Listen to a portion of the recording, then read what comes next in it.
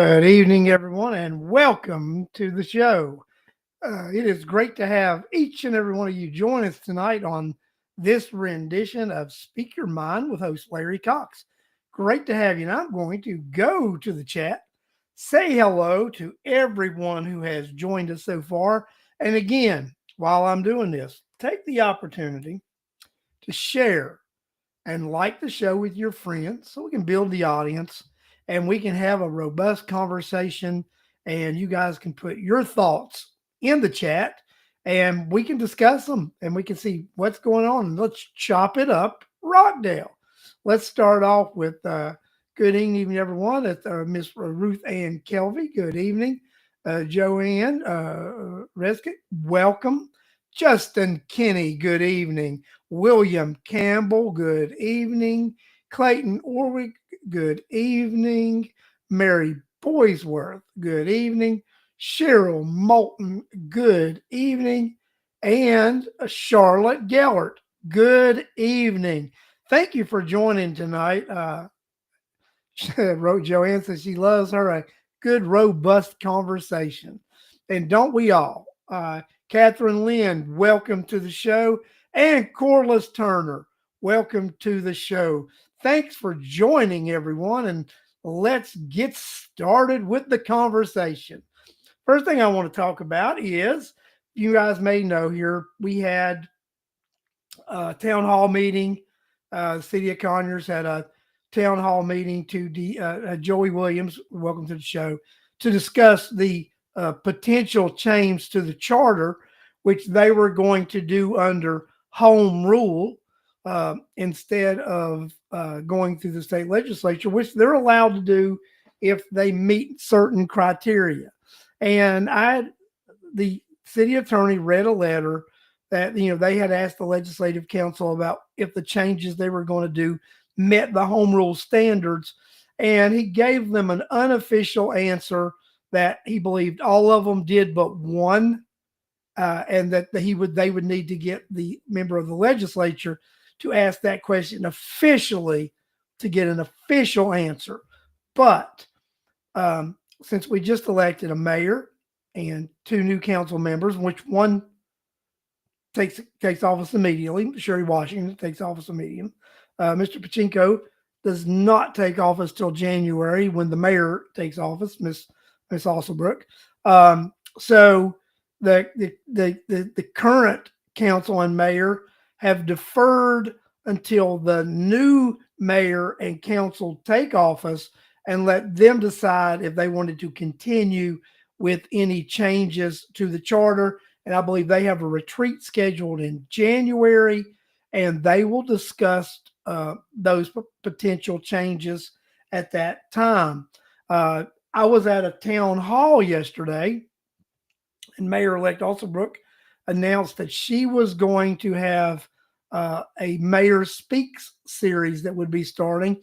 And I think she's going to do some of that this month. And if someone has that date and time, if you would put that in the chat, then we'll share that because that'll be very interesting, because I know I don't recall the city doing a series like this before, and especially a mayor of the city Conyers doing a town hall listening session.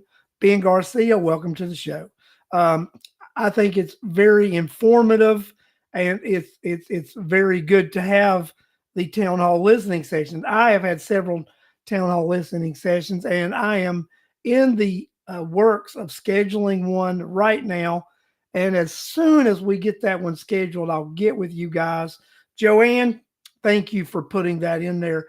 Joanne says the listening session will be 5 p.m. to 7 p.m. on the 20th. And is that going to be online, or is that going to be in person? And if you guys would let me know that, then we'll throw that out there. But I think it's very impressive that the mayor-elect is doing the listening sessions. When we were also at the town hall yesterday, which was attended by Representative Rhonda Taylor, who put it on 941 Main Street, and that's the building that's the place that does the the recording studio, if I'm not mistaken. Is that the Starlight or whatever that is? Recording, they do the recording sessions and stuff. And it's in person. And it's 941 Main Street. So yeah, that was that will be a very informative meeting. And, the mayor-elect is very interested in getting your input on what's going on in the city. And I find that refreshing that we do. Lee Wright, welcome to the show, and thank you for joining us. George Kelichek, welcome to the show. And George was at the town hall yesterday, and Tom Harrison snuck in on me, and I saw Tom at the town hall yesterday also. So, but yeah, the town hall was quite an interesting event yesterday. You had Representative Taylor, Representative Davis, and you had State Senator Emmanuel Jones representing there.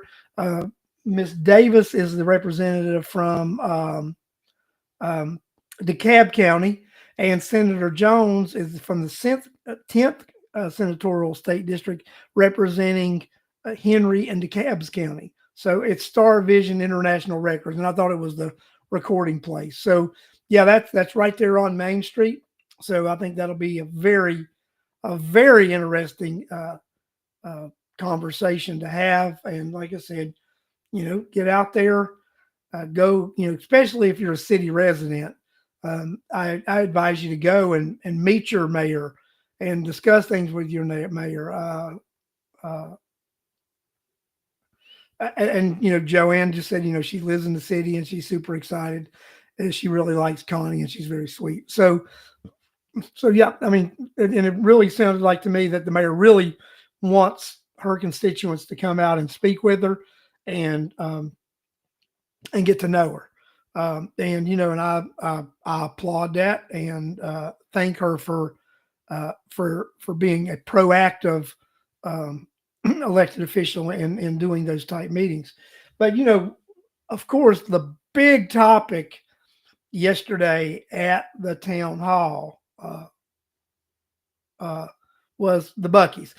Tom, I'm actually going to mention that a little bit later in the show, so stick around. I do want to talk about Senator Scott because I do know of Senator Scott, and he's got an excellent reputation at the State House. So I would definitely, stick around. We are definitely going to discuss Senators, not Congressman Scott, but Senator Jones here in a little bit, because I think that's a very interesting thing with Senator Jones putting his hat in the ring for that 10th run against David Scott. And from all indicators, no one knows at this point if David Scott's going to run. But we'll talk about that here in a minute, because that is interesting. We usually don't talk congressional politics on the show, but I think it's very important that we mobilize and get involved in this election, this congressional election, because Rockdale County, we don't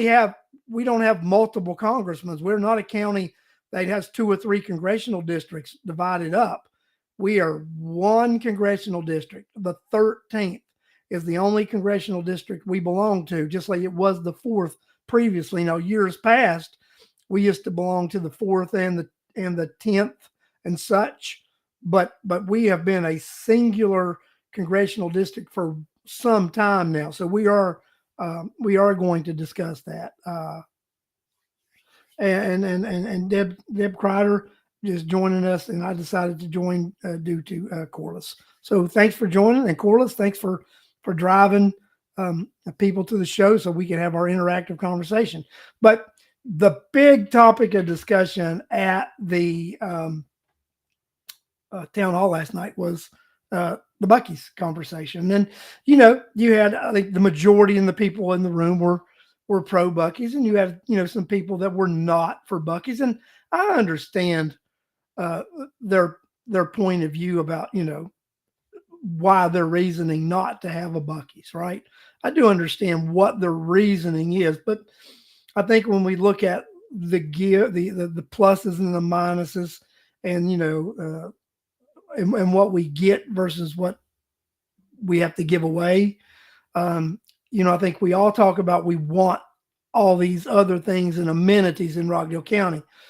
Well, the only way to get these amenities and these things is to change our tax base and to have it more percentage wise be business tax base. And a business like Buc-ee's would go a long way in doing that. So to sum it up, for a business to have an impact like a Buc-ee's that would on Rockdale County, we would have to have some sort of factory come to Rockdale County. Now, I think we're all aware that there's no way somebody's coming to the door, so the dogs are a little excited. So I think it's my granddaughter coming over, but there's no way that a factory of that magnitude is going to come to Rockdale. First, we don't have the land mass to put that type of factory. Second, doubt we have the infrastructure to provide for water and sewer for that size of a factory that would have the same economic impact that we would have, that a Buc-ee's would have. Because, another thing we talked about was data centers and the electricity and the water that they consume. And we talk about, not liking the fact that those things consume, as much water and electricity as they do. And for something that would bring the economic value to the equivalent of a Buc-ee's would draw much more electricity and much more water and sewer capacity than that. So I think we've got to look at, and specifically the land we're looking at over at where Buc-ee's would come off of Sigmund. You're going to have something be developed there, whether it be Buc-ee's or whether it be some hotels and a convention center. I mean, that's option A, option B, right? So when we look at what would we'd rather have, first of all, I'm not going to sugarcoat anything. I'm Buc-ee's all the way, right? Because I see the impact, immediate impact with Host, Splost, and eSplost. We all talk about Host, and Bill Campbell called me a little bit ago and talked about, the Host breakdown and whatever, and we had a little conversation. But let me tell you, the Host tax would also increase by that $2 to $3 million a year, which would directly go to reduce your taxes, because Host revenues are required to be used to reduce your taxes. So that would be a significant decrease in your property taxes, adding that $2 to $3 million additional dollars that would be mandated that it would go and reduce your property taxes. So and then you would have the Splost and the eSplost. The eSplost is the educational Splost. $2 to $3 million additional dollars there, which would go a long way in helping the county and the Board of Education in capital expenditures. And good jobs. We're talking entry-level jobs, 18 to 21 bucks an hour. Then you're getting, after entry level, from that 22, 23 to mid 30s, high 40s. And then you start your salaried positions that start out at $125 to well over $200,000. So you were not talking about insignificant income. We're talking about major economic boost to this county. Also, you would look at 70% of the sales are inside sales, not fuel. 70% of Buc-ee's sales are inside sales. Then Buc-ee's also has a program where they do 10% of what's sold inside can be sold by local vendors. Okay. So we could have local vendors selling products in Buc-ee's. And Cheryl, you're right. Flipping the tax digest in a positive way. And that's what a Bucky's begins the trend to do. With that type of business, we begin the trend of flipping the tax digest in a positive manner to where we're collecting more business tax, and in the percent of residential property tax starts decreasing. Now we remember, with the passage of HB 581 and all three of your boards, your city, the county, and the Board of Education staying in 581, then any homestead properties are going to recognize significant savings over the years. Significant savings over the years because of your elected officials staying in 581. And trust me, there was pressure. There was pressure not to stay in 581. But like I said, your Board of Education, your county, and your city did not bow to the pressure, and they stayed in that legislation uh, to give you property tax relief. Yesterday at the town hall, the Senate and the House both do their legislative retreats. House member Rhonda Taylor told us that the Speaker of the House, John Burns, came out with his number one priority for this legislative session. His number one priority is to his no oh, Joanne, she says just need to legalize marijuana and they will make more revenue than they can comprehend. Oh Lord. So I don't know if Conyers is ready to be Colorado yet. That's just, let's.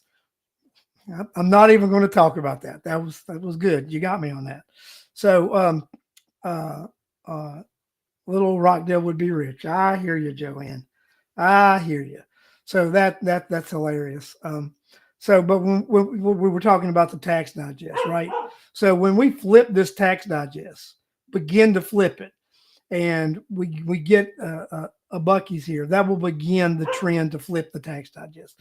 And I think, with the 581 giving these taxpayers, and then Speaker Burns saying his top priority was property tax relief for the citizens of Rockdale County. I mean, not Rockdale City, will be of Rockdale, but of Georgia. That property tax relief, and revisiting how that system works.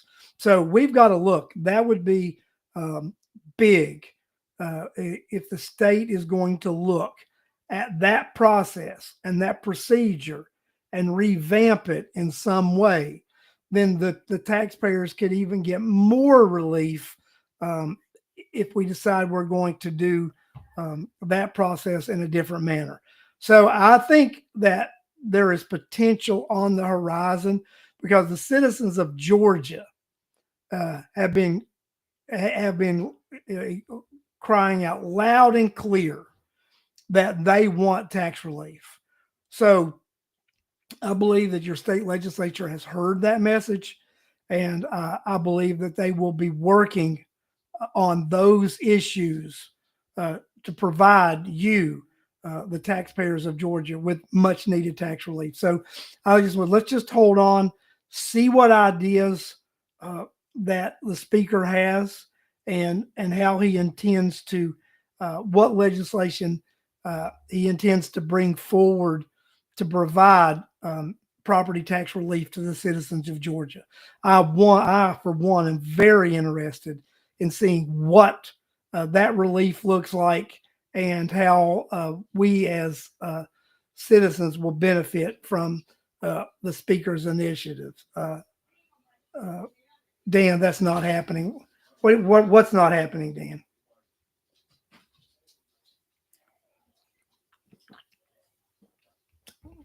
Guys, if you wouldn't mind, I need to take a second here. I will be right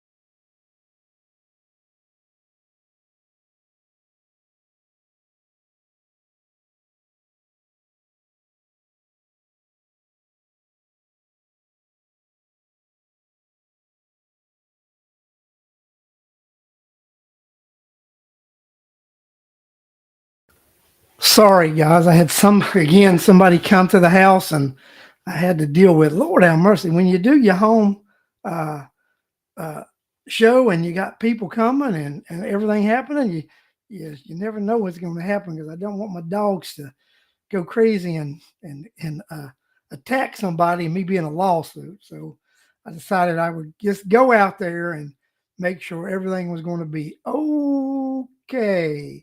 Uh, so I am back. So thank you for indulging me. Uh,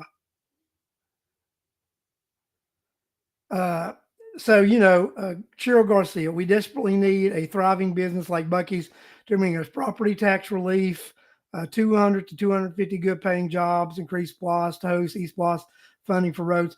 Cheryl, I'm going to tell you, I don't think it's going to be 200 to 250. I think we're going to be more like, I think it is really going to be more between 300 and 400 jobs.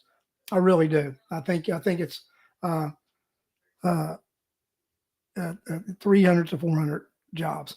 James, that depends on what how much. Okay, so you've got. Let me think. I got this right here. So the SPLOST revenue, I think we're looking at 2 to 3 million for each for the host SPLOST and eSPLOST, 2 to 3 million additional. Then you're going to have the incomes of the people working here, which that is just going to be phenomenal. And then you've got the property taxes that will, and with the real property that's in Buc-ee's that they pay tax on, that could be anywhere from $500,000 to $1 million a year that both the county and the Board of Education would collect on. And then also, there's this special economic development thing that the county can apply for, and they can keep for 4 years the 4 cent gas tax that would be collected at Buc-ee's, which would be phenomenal for this county to be able to keep those 4 cent.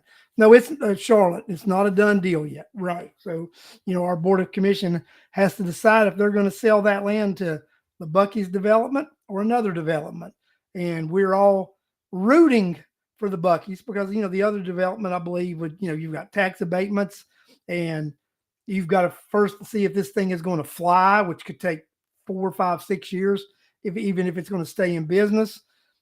One of the selling points that I believe that the Buc-ee's establishment would have over any other type of development there is the instant taxability, the instant income capability. The county paid $8 million for the land and they'd sell it for over 10, let's just say. So immediately upon selling it, that property goes back on the tax rolls and they are collecting property taxes on it. The county and the Board of Education would be collecting property taxes once immediately on that property. So guys, to me, it makes fiscal sense, and that's why that and Cheryl put it up there. It just makes sense, and especially with the host, right? With that host collections. That money goes directly to reduce your property tax value, your property taxes. So that would be so important, and it would be a great thing for the citizens of Rockdale County. So now let me ask you guys. Charlotte said Corla said it's definitely not a gas station, because gas stations don't have paid time off, health benefits, 401k. No, it's it's sold as a travel center, but it's even more than a travel center. And no, it's not a gas station, because over 70% of its sales aren't even fuel related. It is definitely something. It's a phenomenon.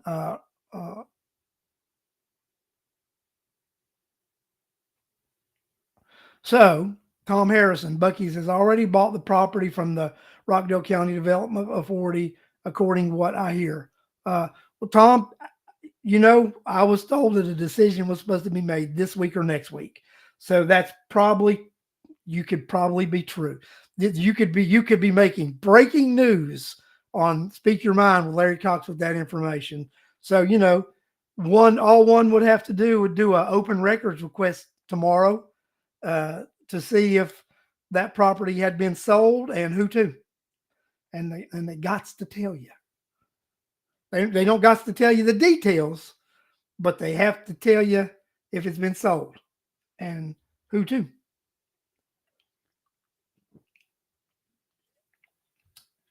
So, Tom, did you hear that sale happened this week? If you might can answer or not answer, was the decision and the sale made at the end of this past week?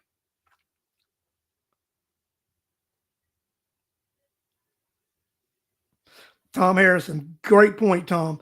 No 18-wheelers are allowed at Buc-ee's. That's 100% true. They're not. 18-wheelers are not allowed.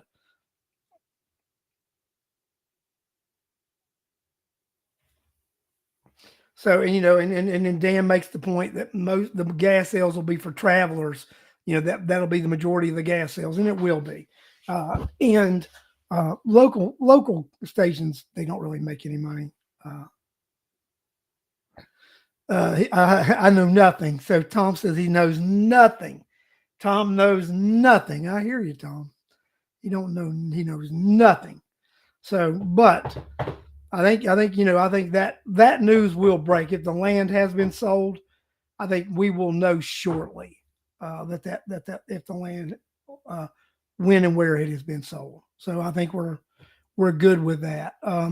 So what do you guys? What else we got on here, guys? What do you guys additionally want to talk about? So while you're putting stuff in there, I'm going to talk about something. I'm going to talk about Emmanuel Jones. So, like I said yesterday, we had Representative Taylor, Representative Davis, and we Jones, right? So Senator Jones, I think he's been a senator for about 10 years. He's actually a good guy. And I went to him yesterday and I told him, I said, well, Senator Jones, it's nice to see someone of your stature running for the 13th Congressional District, which covers all of Rockdale. I said, before we were in the 4th with Congressman Johnson. Now we're in the 13th with, Mr. Scott. And I said, Rockdale County in the 13th really needs a congressman he didn't even let me finish my word. And he said, present and engaged. he said, present and engaged. And that's exactly true. I don't know if a lot of you know this or not.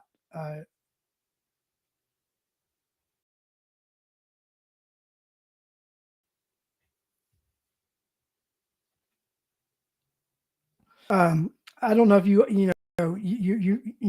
when we talk about the congressional seat and we talk about Congressman Scott, he's not voted in the last 6 elections. The last 6 times you could cast a ballot, didn't vote. He didn't vote in the presidential election last time, which means he didn't vote for himself. He didn't even vote to re-elect himself. And he's not voted in the past 6 election cycles that he's been eligible to vote in. Not only that, guys, do a little research. Check on how regularly Congressman Scott attends voting sessions in D.C. Right? When Senator Jones said present, right? Present. It's true. Dan asked how Scott's health is, and I'll just say it's been rumored for years that 80-year-old Congressman Scott has been in frail health. Again, I will state, it has been rumored for years that Congressman Scott has been in frail health. So that is interesting. So Justin says we need to talk about the trash. Well, I'll tell you, I'll talk about the trash, but y'all know I'm a little bit afraid to talk about trash Because anytime you talk about trash in Rockdale County, you might have a riot. I mean, trash is a scary subject in Rockdale County. That's why I'd rather talk about the congressman for a minute before we shift to trash, and we will shift to the trash.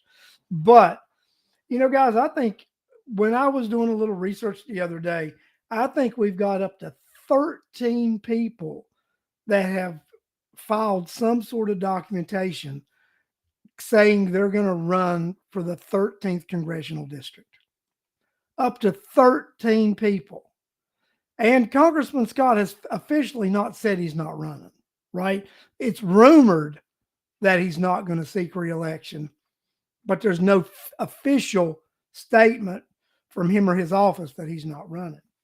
So I think, someone the stature of Senator Jones would be a good option for Rockdale County.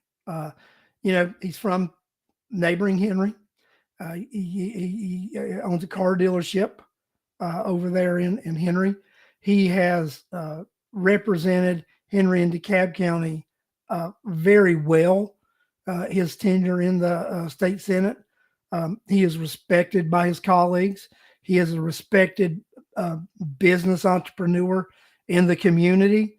So I like Emmanuel Jones, and I actually invited him. And I usually don't invite candidates; they usually come to me first. But I actually invited Senator Scott to come on the show because I think it's very important that Rockdale County has someone who is present and active this coming election cycle. I think it's important that we have someone present and active and going to be accountable to us, because we don't have multiple congresspeople. We have one. And that person needs to be present in our lives, and they need to come to Rockdale County. They need to speak to us folks in Rockdale County. They just don't need to plaster our community with signs and billboards of their face. We actually need to demand that our congressman step foot in Rockdale County and have town hall meetings. I think Senator Jones has set the standard. He's begun the process by coming and doing this legislative meeting with Representative Taylor this weekend. But whoever we elect to represent us in the 13th congressional district,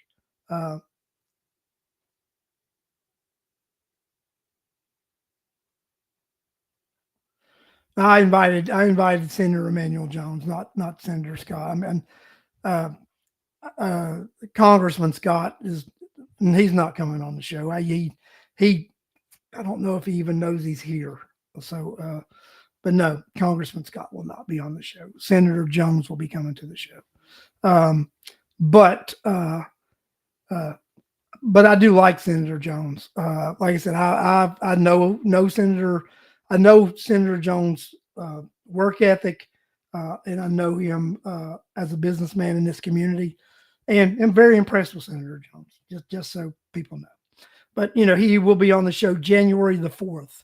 Is when Senator Jones will be coming on the show, and I will be looking forward to.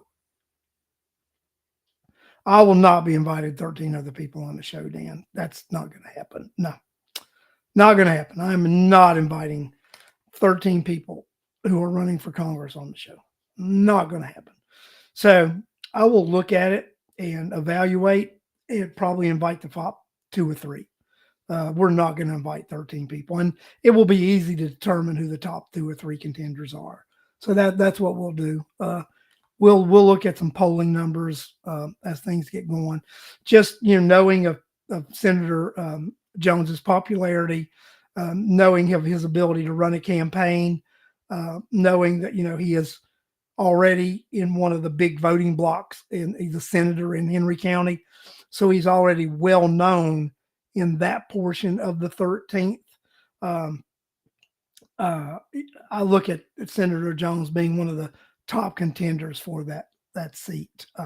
So I will be looking at who I consider the top three uh, people, and inviting the top three on the show, and that's fair, because I'm not going to invite 13. Not going to happen. Just too many, right? Too many. But that's that. So trash. So people sent me some information about the trash. So uh, no, I'm not going to invite Dr. Heavenly. I'm not going to invite a reality star. No. And I don't think Dr. Heavenly will end up being one of the top three. She could surprise me. If she's one of the top three when I do my research, I would invite her, but I don't really look for her being one of the top three. No, equal time rule does not apply. No, it does not. I don't have an FCC license. So since I don't have an FCC license, yeah, it is what it is, right? FCC, no FCC license, no equal time rule apply. So, but no, like I said, it's going to be the top three with me, and we will know who the top three are when it comes. But we'll see we'll see what goes on with that. So let me think here, guys. We talked about the trash. So from my understanding, you're going to pay $150 for the tag, and then that will give you access to the recycling center over here off of Sigmund. So, and I read it, and I didn't see anything where I read about the individual prices and all that. It looked like to me there was a $150 fee for a tag. It did say there were some additional charges for other items, but I didn't really see other items listed in what I was looking at. So probably if you guys could help and we could do a little more research, then we could do a bigger garbage show later on, right? But I think if you do the $150 tag, that you will be able to do like your 4 tires a week, your refrigerator without Freon, your I think 1 bedroom's mattress box spring a week. I think those type of things that that you're allowed to do, and then if you're a senior citizen, I think it's 60 and over, then you are $100 a year. And I was talking to Justin about that the other day, and I told Justin, I said, Justin, I think that would be worth the $100 investment for me, because I am over 60 years old, so I do qualify for the trash senior exemption. So I am going to take the county up on it and get my $100 senior exemption trash tag. I'm assuming my assumption was after the 1st of December to be able to go to a, because they're going to go to a cashless system, is what my understanding. So my understanding was you were going to have the tag to be able to go to the facility. And it was my understanding that you can take up to 4 tires a week under the $150 fee. That was my understanding. And I do plan on this week talking to Chairman Van Ness about the trash thing. So I was inundated with several other things this week, and I had some meetings with people about other things. So this week I do intend on reaching out to Tom says it should be 50 for seniors over 65. I can't help that. I do know it's $100 for 60 and over. So I know it's $100. But I intend on talking to Janice a little bit this week and getting a full rundown on that, because I would like, to know. Like I said, if that means going over there and getting some additional information at the center, then I'll do that also. But I will talk to Janice, Chairman Van Ness, about that, Chairperson Van Ness, and see what that is. regarding, what we can do with that. So I do find that very, very interesting, right? Let's put something else up here a minute ago. If I can.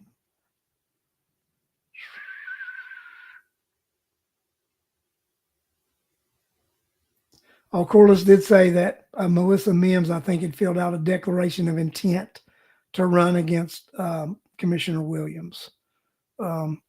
So, yep, I think that was accurate. She did fill out that DOI with a declaration of intent to run for that post. She did, and I think there's several other people who have shown interest in that. So, but no construction business trash. I don't think so, Dan. And again, I will talk with her about that also and see what she says. Like I said, I want to do a full conversation with her because I want to truly understand the garbage. I want to, have a real conversation about garbage so I understand the trash. So we'll see what happens because I do want to understand that to talk intelligently about the trash. I will not take them any concrete. No concrete, Dan.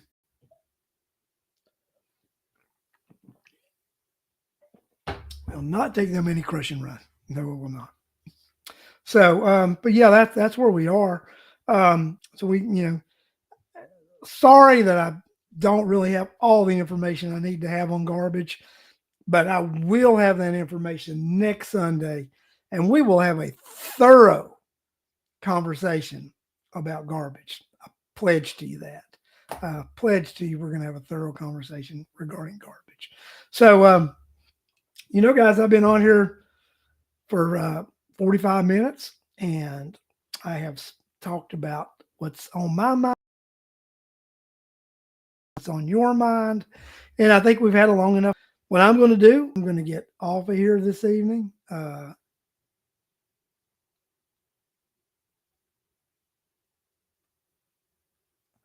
Yeah, Cheryl said the cash thing was probably the issue.